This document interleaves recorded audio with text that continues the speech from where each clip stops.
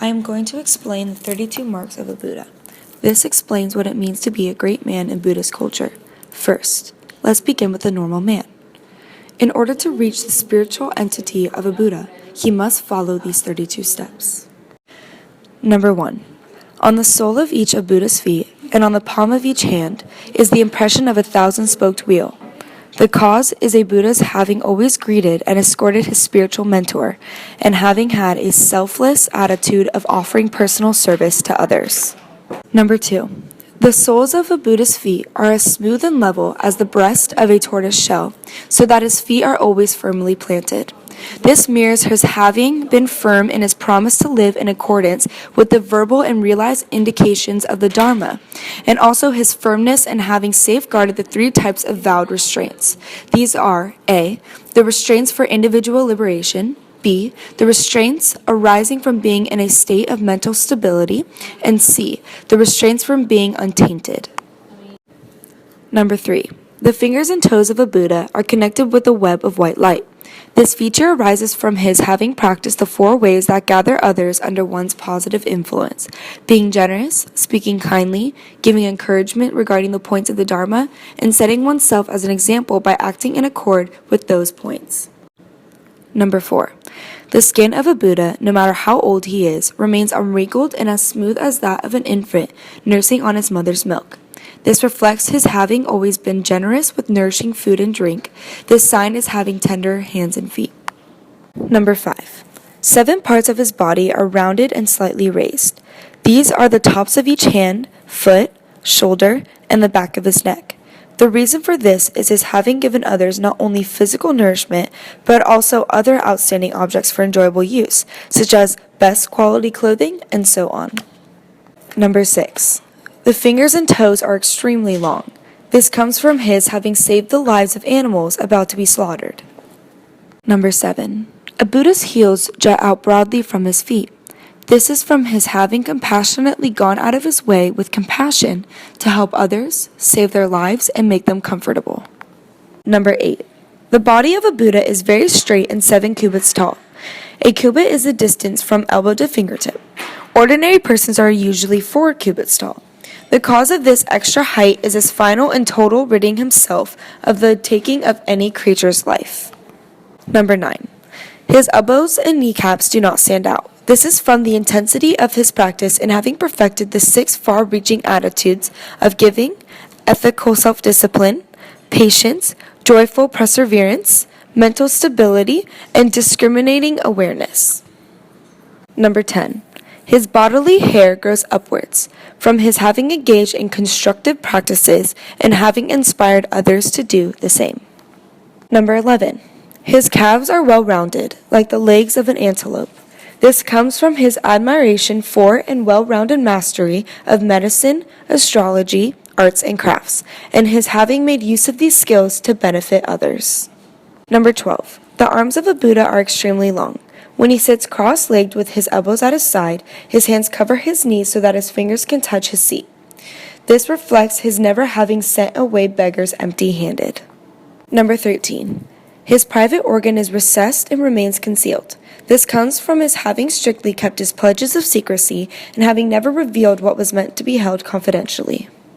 Number 14. His skin is luminous and golden in color, from his having offered soft and comfortable seats to others. Number 15. His skin is likewise as fine and unblemished as purified gold, free from all taints. This results from his having accommodated others in need of lodging and his having always provided excellent housing. Number 16. A Buddha's bodily hair curls clockwise, with never more than 1 hair growing from each pore. This is due to his having rid himself completely of his mental wandering, busy work, and bustling confusion. Number 17. He has a white treasure-like curl of hair on his mid-brow that curls very tightly clockwise. When it's pulled from its tip, it extends a huge distance, and when it's released, it tightly recoils. This is one of the more difficult signs to achieve, and is a result of his having served all his superiors with respect: parents, teachers, elders, spiritual masters, abbots, and so forth, and having respected them as his crown jewel. Number 18. The upper torso of a Buddha becomes progressively broader like that of a lion. This comes from his having never humiliated or looked down upon others, regardless of their status, power, wealth, and so on.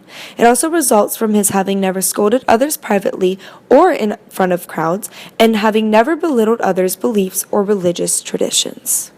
Number 19. The top of a Buddha's shoulders are round and well connected to his neck, and his network of veins is not visible. This comes from his having freely given praise and encouragement to others, and having acknowledged any action or person worthy of praise. Number 20. The area between a Buddha's collarbone and shoulder is rounded, fleshy, and full, without any hollow depression. This is due to his having given others medicine and nourishing foods. Number 21. A Buddha has a special faculty of taste no matter what food he is given. It always tastes delicious. The cause for this faculty is having nursed the sick, the old, and the infirm, and especially having cared for those whom others find distasteful and repulsive. Number 22. The body of a Buddha is as stately and well proportioned as a full-grown Bodhi tree. This comes from his having built public gardens and parks for the enjoyment of others, and from having encouraged others to do the same. Number 23. The top of his head has a crown protrusion made of radiant flesh, round and circling clockwise. When seen from a distance, it seems to be 4 finger widths high, but upon closer scrutiny, its height can be never measured. This is the most difficult physical feature to achieve, and a result of his having always visualized his spiritual mentor on the crown of his head, as well as his having visited temples and monasteries and engaged in spiritual practices there. Number 24. A Buddha's tongue is extremely long and can reach the top of his head, his ears, and his chest. This comes from his having always spoken kindly to others with words of encouragement and having treated them as gently as an animal licking its young. Number 25. His voice is melodious like the ancient songbird. The sound of a Buddha's melodious and resonant enlightening speech cannot bring about full liberation from all fears. The cause for this faculty is having communicated the Dharma in the individual languages of each wandering being. Number 26. His cheeks are round and full like those of a lion, from his having rid himself completely of idle chatter and senseless speech. Number 27. The eye teeth of a Buddha are more brilliantly white than his other teeth are, because of his having given special praise to Buddhas and having showing them great respect. Number 28. His teeth are all of equal length, from his having rid himself of the 5 wrong livelihoods and having always earned his living honestly. The 5 wrong livelihoods are obtaining money or material goods through flattery, pressure, extortion, saying to someone that if he or she does not pay us money, we will expose their secrets to others, bribery, and pretense. Number 29. A Buddha's teeth are perfectly aligned and straight, with no gaps between them. This is from his having spoken the straight truth from 3 zillion eons and having been honest, never devious or crooked with others. Number 30. His teeth are 40 in number, with an equal amount on the upper and lower jaw. The cause is his having rid himself of divisive language and having always worked for unity and harmony among all living creatures. Number 31. The black and white portions of a Buddha's eye are clear and distinct, with no red or yellow discolorations. This is a result of his having looked at others with compassionate eyes, having worked for their welfare, and having generated equal concern for all, whether their suffering was great or small. And finally, number 32.